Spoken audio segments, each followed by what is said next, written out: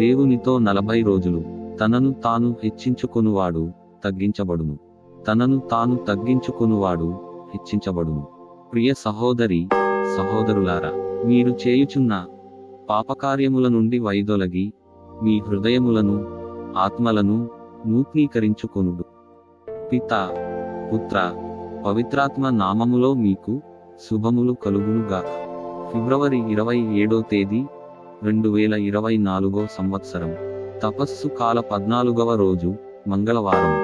మొదటి పఠనము యెషయా గ్రంథము 1వ అధ్యాయము 10వ వచనము మరియు 16వ వచనము నుండి 20వ వచనము వరకు. సొదొమ పాలకులారా, ప్రభువు పలుకులు ఆలకించండి. గొమొర్రా పౌరులారా, మన దేవుని ఉపదేశములు వినండి. మీరు కడుగుకొని శుద్ధి చేసుకొనండి.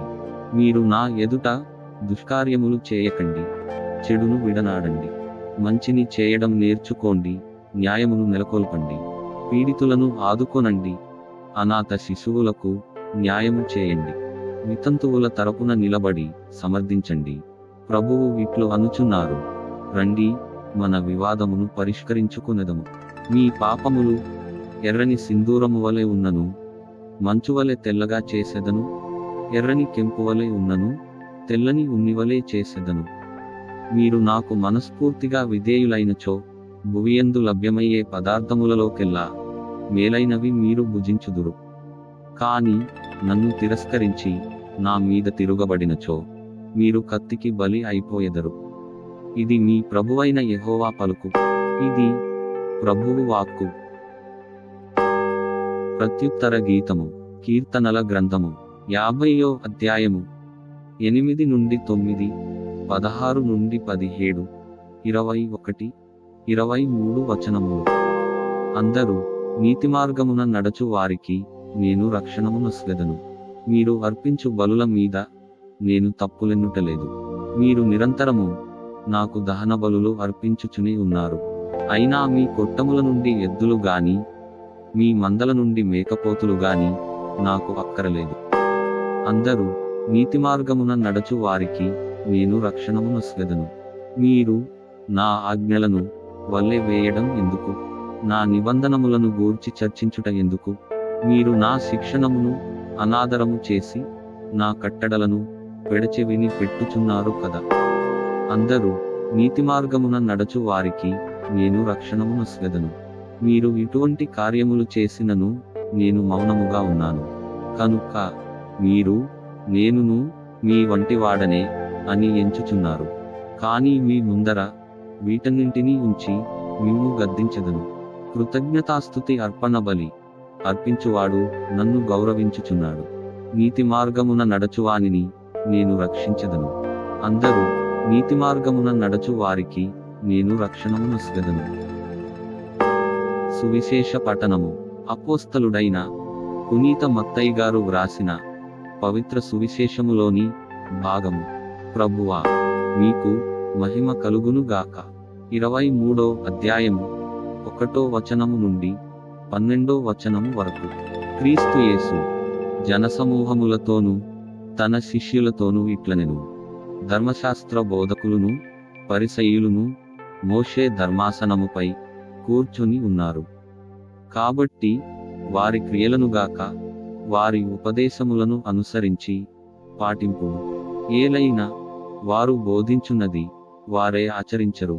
వారు మోయ సాధ్యము కాని భారములను ప్రజల భుజములపై మోపుదురే కాని ఆ భారములను మోయువారికి సహాయపడుటకు తమ చిటికెన వ్రేలు కూడా కదపరు. తమ పనులెల్లా ప్రజలు చూచుటకై చేసెదరు. ధర్మసూత్రములను వారు మైదాల్పులుగా ధరించెదరు. అంగీ అంచులు పొడవు చేసుకొందురు. విందుల యందు అగ్రస్థానములను, ప్రార్థనా మందిరముల యందు ప్రధానాసనములను కాంక్షించెదరు. అంగడి వీధులలో వారు వందనములను అందుకొనుటకును బోధకుడా అని పిలిపించుకొనుటకును తహతహలాడుదురు. మీరు బోధకుడా అని పిలిపించు కొనవలదు. ఏలయన మీకు బోధకుడు ఒక్కడే, మీరందరూ సహోదరులు. ఈ లోకమున మీరు ఎవరిని తండ్రి అని సంబోధింపవలదు. మీకు తండ్రి ఒక్కడే, ఆయన పరలోకమందున్నాడు. మీరు గురువు అని పిలిపించుకొనవలదు. ఏలయన క్రీస్తు ఒక్కడే మీ గురువు. మీ అందరిలో గొప్పవాడు మీకు సేవకుడై ఉండవలెను. తనను తాను హెచ్చించుకొనువాడు తగ్గించబడును, తనను తాను తగ్గించుకొనువాడు హెచ్చించబడును. ఇది క్రీస్తు సువిశేషము. క్రీస్తువా, మీకు స్తుతి కలుగునుగాక. సువిశేష పఠనము ద్వారా మన పాపములు క్షమింపబడునుగాక. ఆమేన్.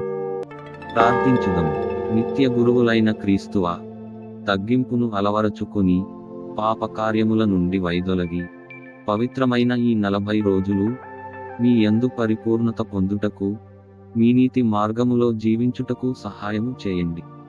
మీ స్వస్థతాహస్తము చేత మా వ్యాధులు బాధల నుండి విముక్తిని ప్రసాదించండి. ఈరోజు పుట్టినరోజు, పెళ్లిరోజు జరుపుకుంటున్న వారిని ఆశీర్వదించి వారిపై మీ ప్రేమవరాలను ధారాళముగా కురిపించండి స్వామి. పరీక్షలు వ్రాస్తున్న మా బిడ్డలను మీకు సమర్పించుచున్నాము తండ్రి. వారికి మంచి తెలివిని, జ్ఞాపకశక్తిని దయచేసి ఉత్తమ ఫలితాలు పొందుటకు సహాయము చేయండి ప్రభు. సదాకాలము జీవించుచు పరిపాలించెడు వార. ఆమేన్. ప్రియ సహోదరి సహోదరులారా, ఈ అనుదిన దైవ వాక్కు ద్వారా అభిషేకించబడి మననాథుడైన క్రీస్తులో జీవించు యోగ్యతను పునరుద్ధరించుకును. వీడియో క్రింద సబ్స్క్రైబ్ బటన్ ఉంటుంది, నొక్కి సబ్స్క్రైబ్ చేయండి. కుదిరితే మీ ప్రియ మిత్రులకు షేర్ చేయండి. మీరు లైక్ చేయడం వల్ల ఇంకా ఎక్కువ మందికి ఈ వాక్యము వెళ్తుంది. ప్రభువైన క్రీస్తుని ప్రేమ మీకు, మీ బిడ్డలకు తోడై యుండునుగాక. పితా, పుత్ర, పవిత్రాత్మ నామమున. ఆమేన్.